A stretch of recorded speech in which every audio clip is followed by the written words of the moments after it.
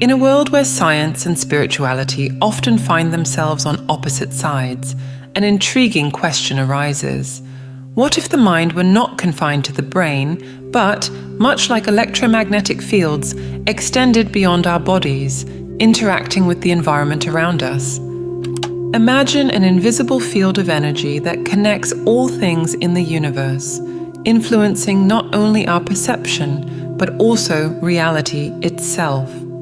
To reach a new understanding of the mind and reality, we need to question traditional beliefs and introduce revolutionary concepts that can transform the way we perceive the world and ourselves.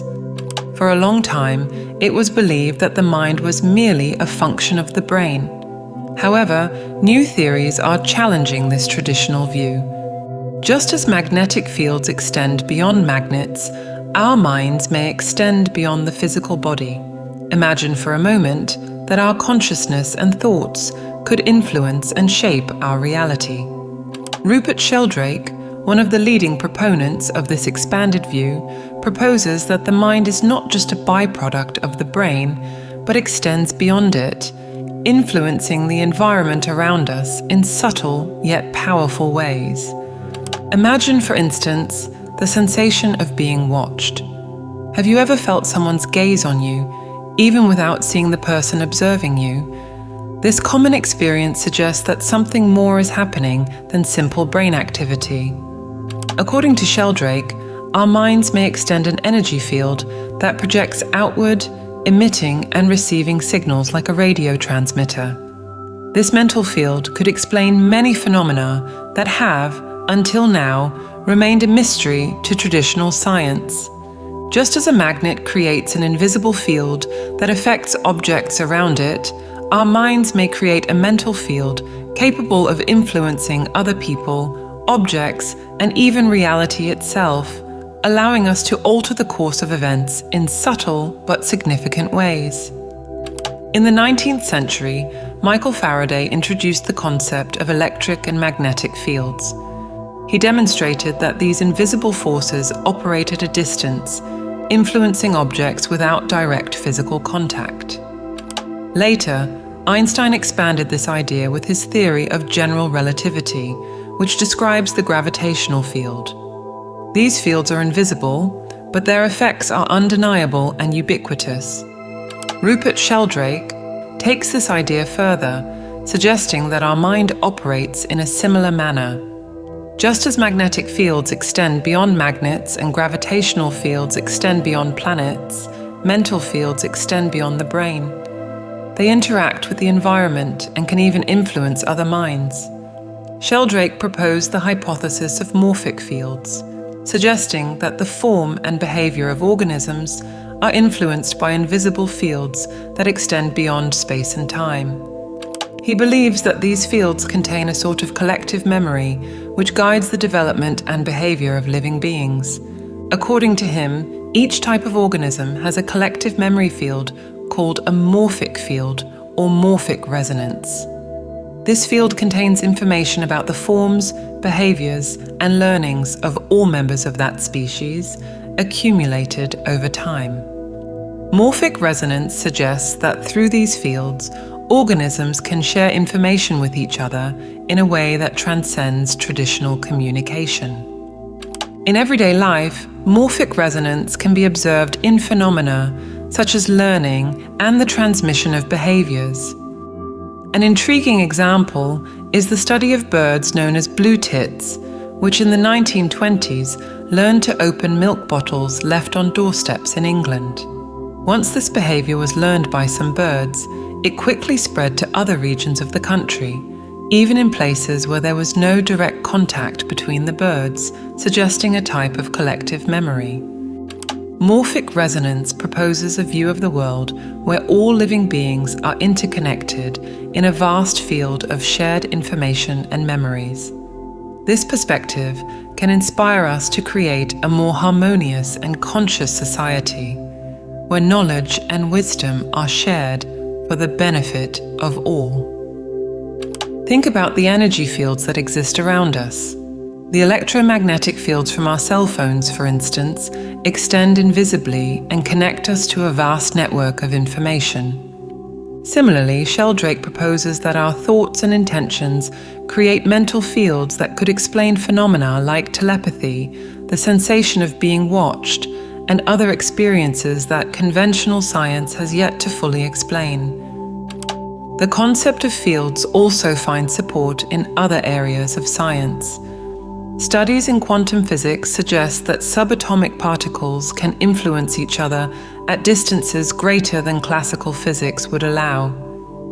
These mysterious phenomena show us that the universe is more interconnected than we imagined. Applying this understanding to mental fields opens up a new horizon of possibilities for the science of the mind. If our minds can indeed influence the world around us, how can we use this knowledge to improve our lives? We could learn to project positive intentions, heal from a distance, or even alter reality in ways that benefit everyone. In the 18th century, Franz Mesmer proposed that an invisible field of energy, which he called animal magnetism, flowed between all living beings and could be manipulated to promote healing. He believed that imbalances in this field were the cause of many diseases, and that by adjusting this field, health could be restored. Although Mesmer's ideas were met with skepticism and eventually discredited by conventional science, they set a precedent for the exploration of invisible energy fields that could influence the body and mind. Have you ever had the feeling of being watched? In experiments conducted by Sheldrake, evidence was found that people can sense when they are being observed at a rate significantly higher than chance, suggesting that a mental energy field projects outward. Mesmer believed that energy flowed through the eyes and could influence others. This phenomenon, documented and replicated in various studies, is called scopesthesia. It suggests that our mind can extend beyond the physical body, detecting the presence and attention of others. Visual perception is one of the most intriguing and complex processes of the human mind. There are two main theories about how we see the world: the intramission theory and the extramission theory. The intramission theory, widely accepted in modern science, suggests that images enter the eyes and are processed in the brain to form visual perception. Although this explanation is widely accepted, it does not fully address the subjective experience of seeing the world around us, which appears to be outside our heads rather than inside them. On the other hand, the extramission theory suggests that, in addition to light entering the eyes, the mind projects images outward, creating a perception that corresponds to where objects actually are. This idea dates back to ancient Greek philosophers and was observed in developmental studies conducted by Jean Piaget. Young children often assume that their visual perceptions are projected outward, which suggests a natural intuition for the extramission theory. If the mind indeed projects images outward, this could explain why we see the world as something external to us. Traditionally, consciousness has been viewed as a byproduct of electrochemical activities in the brain. However, if we consider that the mind extends beyond the brain, this leads us to a new perspective where consciousness interacts directly with the environment. This mental energy field could influence not only our own thoughts and emotions, but also the objects and people around us. Recognizing the ability of our minds to extend and interact with the physical world could lead to new ways of exploring the relationship between the mind, brain, and external environment. This could include practices beyond meditation and mindfulness, incorporating techniques to project intentions and influence reality more directly and consciously. For example, telepathy, remote healing, and other psychic abilities could be seen not as paranormal phenomena, but as natural extensions of human capabilities. The idea of an expanded mind also suggests a fundamental interconnectedness between all living beings. If our minds can interact through energy fields, then each individual is, in some way, connected to others. This interconnectedness could explain not only telepathy and the sensation of being watched, but also phenomena like the placebo effect, where belief and intention can cause real changes in physical health. This holistic view of the mind and consciousness could lead us to a more integrated and cooperative approach in science, health, and life in general. Furthermore, this perspective could change the way we understand development and learning. If morphic fields influence memory and behavior, as Sheldrake suggests, then the past experiences of individuals and groups could be accessed and influenced in new and unexpected ways. Education and training could benefit from exploring these fields, allowing for more efficient and intuitive learning methods. Finally, accepting the expanded mind as a reality could transform our approach to global problems. Issues such as world peace, social justice, and environmental sustainability could be viewed through the lens of mental interconnectedness. By recognizing that our thoughts and intentions can influence the world, we could collectively work to create a more harmonious and balanced reality. This innovative approach could be the key to solving some of humanity's most urgent challenges.